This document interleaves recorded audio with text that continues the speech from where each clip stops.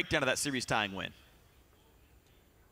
Thank you, gentlemen. 2-2 in the series. There we are. It comes down to a best of one, essentially. Let's look at what Renegades did right here, bringing a lot of globals, a lot of pressure onto the map in the teleport. Kassadin, as well as having the Shen, and then the Evelyn, who's invisible half the time. Yeah, I thought this was an interesting change from the first game for RNG, because in the first game for RNG, they kind of tunnel into that protect the Kog'Maw team composition. And we were ready to jump on Crumbs for picking Eve over Elise and say, man, just pick the good jungler for once. Like, just pick the strongest jungler, because he'd done a Nunu and Elise in game before. But clearly, this was for a total team composition of being able to camp dive bottom. They pulled off the submarine move with Evelyn and Shen multiple times, and it turned out to be incredibly successful.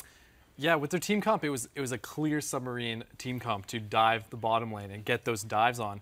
And the only way to protect against that is to have everyone down there predictively and to start getting those pink wards around that area so that doesn't happen. But we saw Coast, they weren't able to get the pink wards up or get the necessary amount of people down there to defend that dive. And that's where, to me, the game was lost, was that one dive on bottom that they really pushed the lead of. Yeah.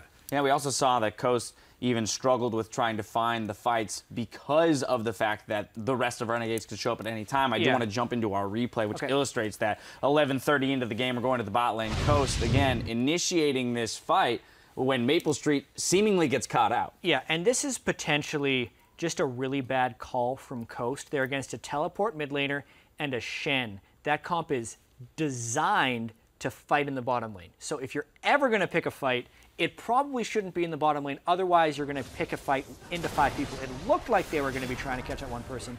Maple Street does a good enough job dodging a few of the skill shots to stay alive by the time the rest of the team gets here. And at this point, it's just over, because there were 5 people from RNG that basically come in at full health, and Coast has already burned some major cooldowns on 180 carry. Right, Azir still too far away, making his way down to help out the team. Yeah. This time, they just easily pile on. Yeah, Shrimp picks up 1 kill at the end.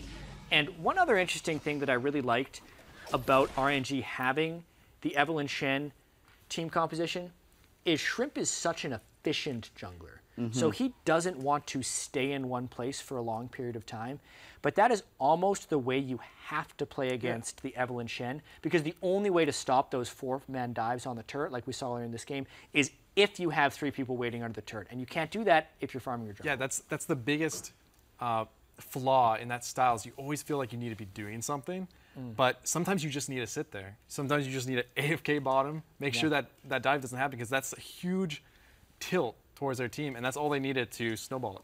Well, so now all this being said, Renegades gets out to a very solid lead, yet this game went pretty late, all things considered. We saw a couple engages where MASH was able to, you know, put out some serious damage on that Vayne, and at one point we were looking at a fight saying, well, Vayne just picked up a triple kill. This might be where the game turns around. Yeah, it got a little scary at times for Renegades. A lot of that just has to do because they were up against Nazir and Vayne, 2 champions that have some crazy team fight potential.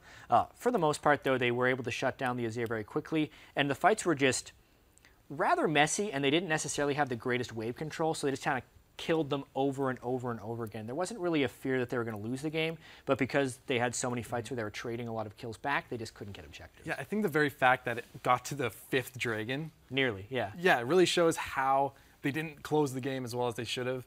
They were up 10K, and the team fights were there, but they just misplayed them. That one fight with Alex just R'ing in, Hourglass in. The Azir was actually blocking off that entire corridor, so he was all by himself. All 4 of his teammates were just held back by that Azir wall. So that was a perfect place for them to fight. Unfortunately, they were so far behind, Maple almost cleaned all of them up for the ace. Now, taking a moment to look ahead to our final game of the series, which is going to decide which of these teams automatically qualifies into the LCS. Let's not forget the stakes that are on this final game. Again, we swap back to the original sides. So all of these teams have one on blue side. That's indicative of Coast coming out ahead in this game. What does Renegades have to do to make sure that this pattern doesn't hold anymore? So one strange thing is, even though the blue side team has won frequently, I think that's more of a coincidence than it is a cause. I don't think any of these teams hold like a huge advantage on the red or the blue side.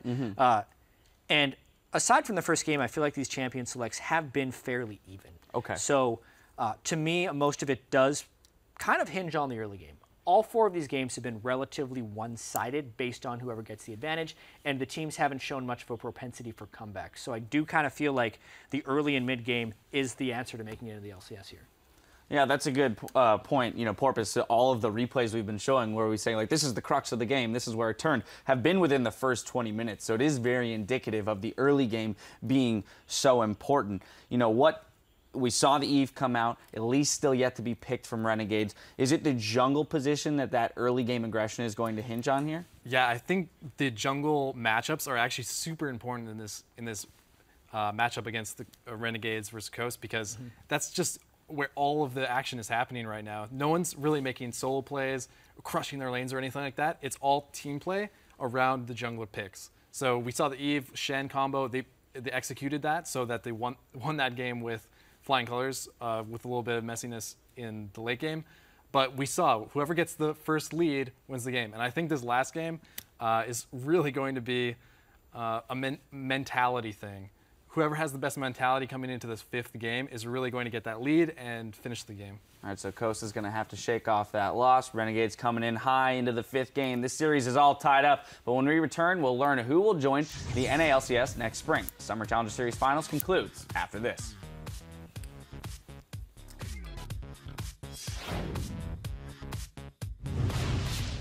The only other thing I want to remind you is make sure you account for everything before you make the play. Okay? Because it's more likely they're going to make a mistake than us. And now the big Evo, the big knockup from nice Morgana. knockup. And that's going to be a cleanup here. Shrimp does get one. Get Elise. I'm on Azir. Azir's dead. Nice, Elise. Finish Elise. Nice. I have multiple. I'm out. Nar from behind. Bro. Pushing mid. Finish, bro. Nice. Mash is live with a double kill. He goes for Alex, not quite going to get it. And the cleanup crew comes through. Maple Street brings it home. Mash is going to get crumbs. He's trying to run away, but Maple's going to find him. He's going to get the kill, I assume, and he does so. We're going to Game 5. Renegades get the victory in Game 4.